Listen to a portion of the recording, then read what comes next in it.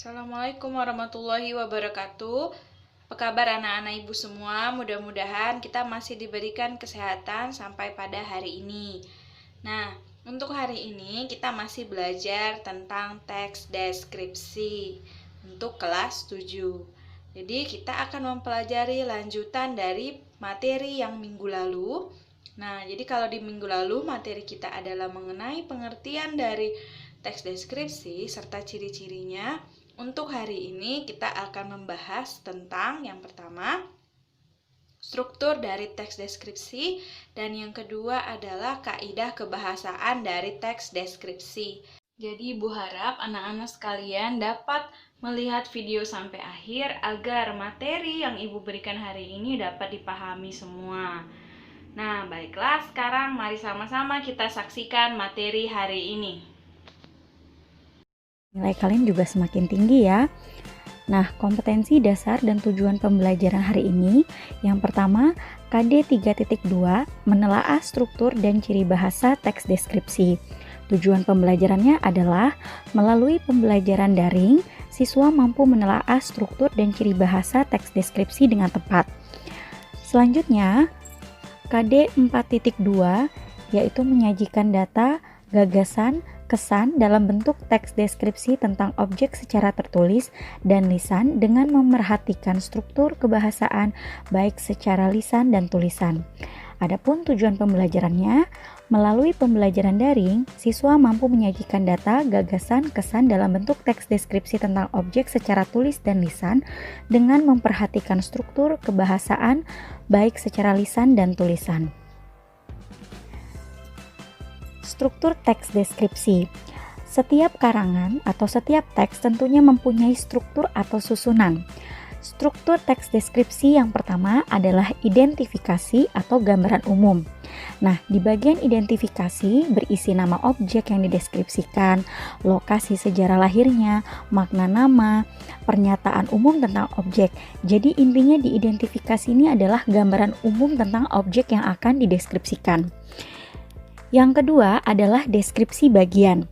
Deskripsi bagian ini berisi perincian bagian objek berdasarkan tanggapan subjektif penulis. Jadi, deskripsi bagian ini adalah perincian dari gambaran umum objek yang telah disebutkan pada paragraf sebelumnya. Nah, dalam teks deskripsi, perincian dapat berisi apa saja yang dilihat, didengar, dirasa oleh penulis terhadap objek yang dideskripsikan. Nah, pada bagian penutup itu biasanya berisi kesan umum penulis terhadap objek yang dideskripsikan. Jadi, struktur teks deskripsi terdiri dari identifikasi atau gambaran umum, deskripsi bagian, dan penutup. Ya, ada 3 ya struktur teks deskripsi. Yang pertama, identifikasi atau gambaran umum, yang kedua deskripsi bagian, dan yang ketiga adalah penutup. Tidak lupa dalam sebuah teks deskripsi harus juga dilengkapi dengan judul ya. Selanjutnya adalah ciri bahasa teks deskripsi. Ciri bahasa itu sama dengan unsur kebahasaan atau aspek kebahasaan ya dalam teks deskripsi. Yang pertama, teks deskripsi memuat kalimat perincian. Nah, kalimat perincian adalah kalimat yang merincikan suatu objek secara detail. Contoh, gajah merupakan hewan mamalia yang besar, berbelalai panjang dan memiliki sepasang gading. Nah, mengapa disebut dengan kalimat perincian? Karena di sini kalimatnya sangat lengkap ya, merincikan gajah itu binatang yang seperti apa sih? Oh, ternyata hewan yang mamalia dan besar. Belalainya panjang, kemudian memiliki sepasang gading. Nah, itu adalah kalimat perincian. Yang kedua, dalam teks deskripsi terdapat sinonim atau kata yang bermakna sama. Contoh, kata indah memiliki makna yang sama dengan elok. Kata besar memiliki makna yang sama dengan agung. Tapi tergantung dari struktur dengan konteks teksnya ya. Nah, untuk sinonim atau kata yang bermakna sama ini tentunya kalian sudah pernah belajar waktu kalian SD. Jadi ibu rasa kalian sudah cukup paham ya tentang sinonim. Yang ketiga adalah kata sifat. Kata sifat adalah kata yang menggambarkan suatu sifat atau keadaan. Nah, kata sifat ini bisa berupa warna, keadaan, karakter, wujud benda ya. Contohnya, indah, eksotis, mempesona, cantik, manis, tinggi, lebar, kuat, besar. Itu semua adalah contoh kata sifat.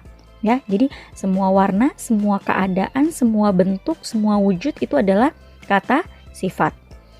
Semua rasa juga kata sifat. Selanjutnya adalah majas atau gaya bahasa.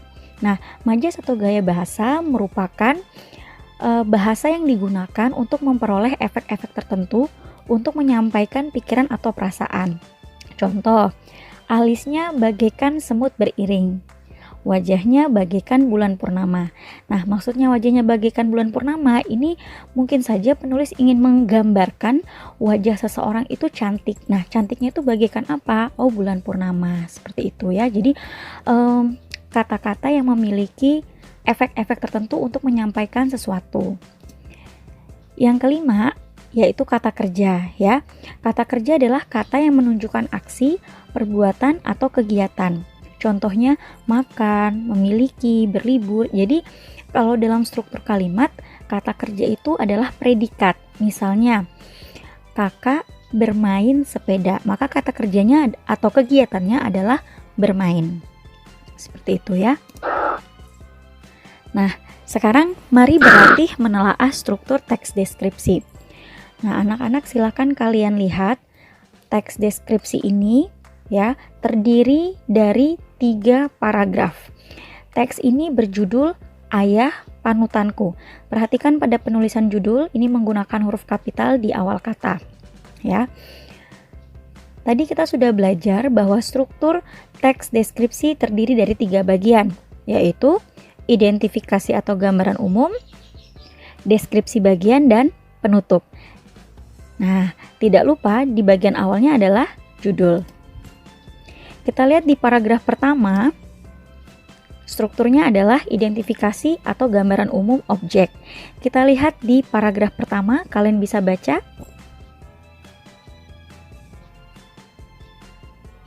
Ya, yang dijelaskan adalah penggambaran umum objek ya. Nama ayahnya, kemudian posturnya, umurnya, warna rambut, kemudian karakteristik dagunya, kemudian kulitnya, tipikal wajah, bentuk mata, ya, dan kesimpulan keseluruhan dari wajah ayah. Nah, ini pada paragraf 1 ini menggambarkan atau termasuk bagian identifikasi atau gambaran umum dari objek yaitu ayah. Jadi yang dijelaskan hal-hal umum dulu. Ya, jadi yang dijelaskan adalah ciri fisik dari ayahnya. Nah, di paragraf kedua yang dibahas adalah deskripsi bagian atau strukturnya adalah deskripsi bagian. Kalian bisa lihat di paragraf 2 yang dibahas adalah sifat ayah. Jadi ayahnya tuh penyabar, meskipun kelihatannya mengerikan, ayahku orang yang sabar. Itu kalimat utamanya. Kalian lihat kalimat berikutnya. Wajahnya teduh dan selalu tersenyum menghadapi masalah apapun. Nah, kalimat kedua ini adalah kalimat perincian. Di kalimat pertamanya menjelaskan bahwa ayahnya itu orang yang sabar. Nah, apa buktinya bahwa ayahnya adalah orang yang sabar? Lihat kalimat berikutnya. Wajahnya teduh dan selalu tersenyum menghadapi masalah apapun. Kemudian kalimat ketiga. Ya, ayahku adalah orang yang paling sabar. Jadi kalimat kedua, kalimat ketiga itu menjelaskan atau merincikan bukti bahwa ayahnya ini memiliki karakter sabar. Di kalimat keempat, tidak pernah terlihat marah-marah atau membentak. Nah, ini juga adalah kalimat yang merincikan dari kalimat pertama. Jadi di paragraf kedua ini disebut dengan deskripsi bagian karena menjelaskan lebih lanjut dari gambaran umum tentang sifat dengan ciri fisik ayah. Jadi di paragraf pertama tadi pengenalan ayah, ciri fisiknya seperti apa. Di paragraf kedua dijelaskan bagaimana karakter atau sifatnya ayah. Nah, di paragraf ketiga merupakan struktur penutup yang berisi kesan umum atau pendapat tentang ayah. Ya, jadi kalian bisa lihat dalam teks ini, silahkan dibaca. Nah, tidak seperti orang Batak yang logatnya agak keras, ayahku sangat pendiam. Jadi di paragraf penutup ini berisi kesan umum atau pendapat kita tentang ayah. Nah, biasanya di bagian penutup ini juga berisi ungkapan kekaguman atau pendapat kita terhadap sosok yang kita deskripsikan atau objek yang kita deskripsikan, ya. Selanjutnya, mari berlatih menelaah ciri bahasa teks deskripsi. Nah, teksnya sama ya, judulnya Ayah Panutanku. Hanya saja yang kita telaah di sini adalah ciri bahasa teks deskripsi. Yang pertama adalah kata sifat. Kalian bisa perhatikan tulisan yang berwarna ungu ya, bahwa kata sifat